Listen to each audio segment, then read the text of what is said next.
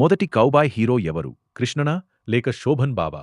Telugu cinema చరిత్రలో ఈ ప్రశ్నకు సమాధానం చెప్పడం అంత సులభం కాదు.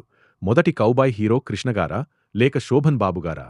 ఇద్దరి పేర్లు ఎందుకు వినిపిస్తాయంటే 1971లోనే వీరిద్దరి సినిమాలు ఈ చర్చకు కారణమయ్యాయి.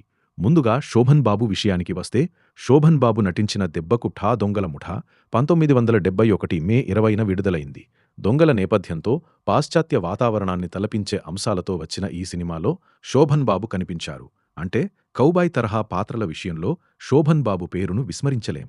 కానీ అదే 1971లో ఆగస్టు 27న విడుదలైన కృష్ణ నటించిన మోసగాళ్లకు మోసగాడు తెలుగు సినిమా చరిత్రలో ఒక కొత్త అధ్యాయాన్ని సృష్టించింది.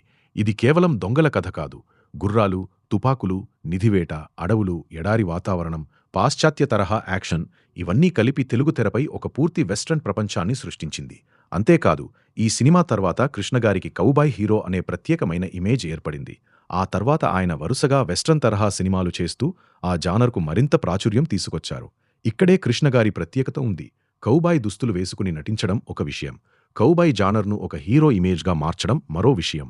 మోసగాళ్లకు మోసగాడుతో కృష్ణగారు చేసిన ప్రయోగం విజయవంతమై తెలుగు ప్రేక్షకులకు కౌబాయ్ హీరో అంటే కృష్ణ అనే స్థాయిలో గుర్తింపు వచ్చింది. కాబట్టి శోభన్ బాబు గారి కృషిని తగ్గించకుండా చెప్పాలంటే, శోభన్ బాబు కౌబాయ్ ఛాయలున్న తొలి దశ చిత్రాల్లో ముందుగా గుర్తించాల్సిన హీరో. కృష్ణ కౌబాయ్ జానర్ను తెలుగు తెరపై ఒక ప్రత్యేక ట్రెండ్గా మార్చిన హీరో. అందుకే మొదటి కౌబాయ్ హీరో ఎవరు అని తెలుగు సినిమా చరిత్రలో సాధారణంగా అడిగితే కృష్ణగారి పేరే ముందుగా వినిపిస్తుంది. ఎందుకంటే కృష్ణగారు కేవలం కౌబాయ్ పాత్రలో నటించలేదు, తెలుగు తెరపై కౌబాయ్ హీరోకి ఒక కొత్త నిర్వచనమే ఇచ్చారు. మీ అభిప్రాయం ఏమిటి? కృష్ణగారా, శోభన్ బాబుగారా? మీ అభిప్రాయాన్ని కామెంట్ చేయండి. వీడియో నచ్చితే లైక్ చేయండి.